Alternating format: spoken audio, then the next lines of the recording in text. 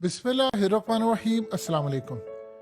भारत इस वक्त पूरी तैयारी कर चुका है पाकिस्तान पर चढ़ाई करने के लिए। हम सो रहे हैं और यकीन कीजिए जितनी प्लानिंग उसने इस वक्त की है आप उसका अंदाजा नहीं लगा सकते।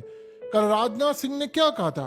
उसने कहा कि मैंने कश्मीर, पहले उसने मैंने का वर्ड यूज किया, बाद में उसको याद आया कि अगर मैंने का कहा तो मैं अकेला, फिर उसने कहा हमने पाकिस्तान को कश्मीर भुला दिया है। उसने कहा कि बस अब तैयारी है, हम इनका कश्मीर लेने वाले हैं, ये इनका नहीं है, ये हमारा है। अब उसके लिए उन्होंने तैयारी शुरू कर दी है।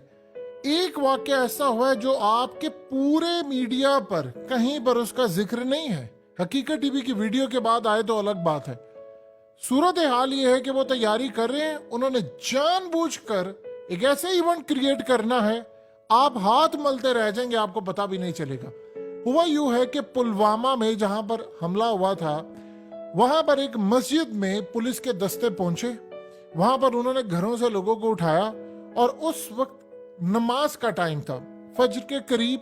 उस वक्त सूरत हाल ये पैदा होती है, लोगों को ये जाकर पकड़ते हैं या दूसरी जगह पर, फिर जोहर में, मगरिब, इशा, नमाज के करीब ताकि लोग डिस्टर्ब होते हैं।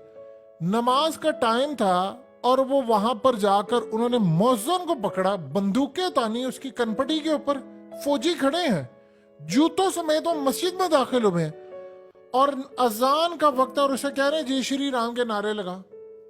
देखिए, जो काम इसराइल नहीं कर सका मस्जिद अक्सा में, वो यहां पर हो रहा है। इसराइली जूतों समेत घुस जाते हैं, लड़ाई करते हैं, लेकिन उन्होंने कभी जिंदगी में ये नहीं किया मस्जिद अक्सा में जाकर कि वो वहां पर जाकर कहेंगे यहूदियत के नारे मारो।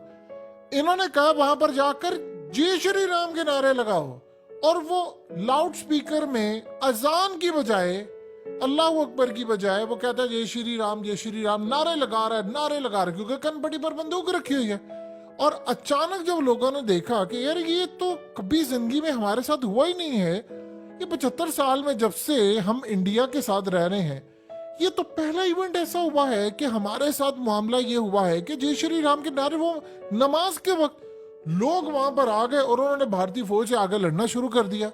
और उसके बाद उन्होंने कहा जी हमने कंप्लेन करनी है। और पता ये चला कि उन्होंने एक ऐसा कानून पास किया है कि जिसके तहत आप फौजियों के खिलाफ कोई कैंपेन नहीं कर सकते, ना आप कोई कंप्लेन कर सकते हैं, ना उनके खिलाफ कोई बात कर सकते हैं। अगर सरकार ने फौजियों के खिलाफ कोई कार्रवाई करनी है तो उसकी मर्जी होगी, आप नहीं कोई एफआईआर दर्ज करवा सकते, जैसे उनकी फौज आसमान से उतरी है। अब सूरत हाल ये है कि वहां पर जो बंदा, उनको पता है, अब वो पाकिस्तान की तो बात करते ही नहीं है, क्योंकि इंडिया ने बड़ी प्लानिंग के साथ कश्मीर हमें भुला दिया। तो मोदी कहता है मैंने इनको कटोरा लेकर दुनिया में भीख मांग रहे हैं, मैंने इनको मजबूर कर दिया है और अब ये कश्मीर की तरफ आने नहीं वाले। अब मामला ये हुआ है कि वो ये कर क्यों रहे हैं। ये बहुत बड़ा इवेंट है। देखिए, पहले होता ये था कि वहां पर जाकर वो सुअर का गोश्त फेंक देते थे, फिर वहां पर जाकर कोई बात कर देते थे। ये यहां तक तो चलता रहा पिछले तकरीबन 75 सालों से। ये नहीं हुआ कि आपने अजान देनी है तो आपकी कनपटी पर बंदूकें रखी है और आपको कहा लगाओ जय श्री राम के नारे। आप नमाज पढ़े हैं तो आपके इमाम को वो पकड़ लें जाकर और इमाम साहब को कहें कि इमाम साहब नमाज में जय श्री राम के नारे लगाओ, जहां पर सूरह फातिहा पढ़नी है वहां जय श्री राम के नारे लगाओ। आप बताएं उसके बाद क्या होगा। अभी आपकी अजान में उन्होंने खत्म करके ये काम किया है। आपको क्या लगता है अब ये करने क्या जा रहे हैं? ये दो चीजें आपने समझनी है, ये होने क्या जा रहा है। इंडियन मीडिया उठाएं जरा 1 मिनट के लिए, किसी भी चैनल को लगा लें। आप जानते हैं वो क्या कह रहे हैं? वो कह रहे हैं 14 और 24 जून, ये 2 डेट्स पर वो बात कर रहे हैं। वो कह रहे हैं कि हम पाकिस्तान में घुसे हैं और हमने एक ऑपरेशन किया है और वहां पर दहशतगर्दों को मारा और करीब उसकी डिटेल्स आने वाली है हुकूमत की जानिब से। अभी मीडिया पर उनकी गुफ्तगू चल रही है। अब अगली सूरत हाल क्या है? अगली सूरत हाल कुछ इस तरह से है कि वहां पर वो ये इवेंट्स कर रहे हैं कि रिएक्शन उठे। उनको पता, वो वहां पर फौजी उनके सरेआम कहते हैं बुलाओ पाकिस्तान को, किधर है तुम्हारा पाकिस्तान, आता क्यों नहीं अब? और यहाँ पर उनको ताने मारे हैं इस तरह, बुलाओ ना, किधर है पाकिस्तान। और वो वहां पर कोई बात करते, वो कहते हैं उनको उठाकर ले जाते, एजेंसियां उनको गायब कर देती हैं और फिर उनके घर वालों को पता ही नहीं होता, फिर उनकी बाद में लाशें मिलती हैं। वो ये चाह रहे हैं कि ये रिएक्ट करें।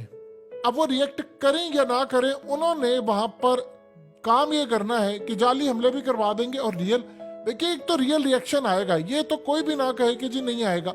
जाहिर सी बात है, जब आप अजान की जगह जब आपको कहा जाए हय्या अलस सलाह हय्या अलल फलाह, फिर आपको कहा जाए अल्लाह अकबर इस तरह की बातें हो जिसमें दीन आपको कहता है कि आप अजान देते हैं, बुलाते हैं नमाज की तरफ, तो आपको एक आ जाए नहीं जय श्री राम के नारे लगाओ लाउड स्पीकर पर, तो क्या रिएक्शन नहीं आएगा? आएगा लोगों का। तो फिर जब रिएक्शन आएगा तो उसको वो जोड़ेंगे पाकिस्तान के साथ। जब वो उसको पाकिस्तान के साथ जोड़ेंगे, रिएक्शन आएगा, तो आप फिर अंदाजा कर सकते हैं कि मामला किस जानिब जाएगा। जब वो रिएक्शन आएगा तो वो कहेंगे कि ये पाकिस्तान की एजेंसी इसके पीछे है, जबकि हमने तो बिल्कुल ही उनको बेयार मददगार छोड़ा हुआ है। उसके बाद ये मामला होगा कि वो लड़ाई के लिए आगे आएंगे। फिर जो अमेरिका के अंदर ग्रीन सिग्नल मोदी को मिला है, उसके बाद आकर राजनाथ सिंह ने क्या कहा? उसने कहा कि चाइना के साथ बात होगी, पाकिस्तान के साथ तो बात नहीं होगी, हमला होगा।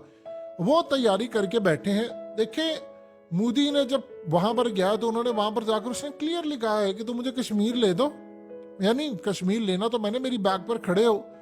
और इस सूरत हाल के अंदर जिस तरह इंटरनेशनल, अब आप देख ले, आपको कोई पूछता ही नहीं है। उसने कहा ये काम कर दो, इंटरनेशनल सतह पर इसको मैंने आइसोलेट कर दिया, तो फिर मैं तैयार हूं तुम्हारा चीन के लिए काम करने को। फिर इंडो पैसिफिक में भी उसने कहा ठीक है जी, हम ट्रेन बनाएंगे और ये होगा वो होगा। ये सारे का सारा जो मामला है वो इस वक्त खुलकर वाजिया हो चला है। अब आप जानते हैं कि वो क्या करने जा रहे हैं। उसके बाद उन्होंने सिर्फ अगले साल इलेक्शन से पहले आपकी तरफ आना है और उसके बाद उन्होंने हमला कर देना है।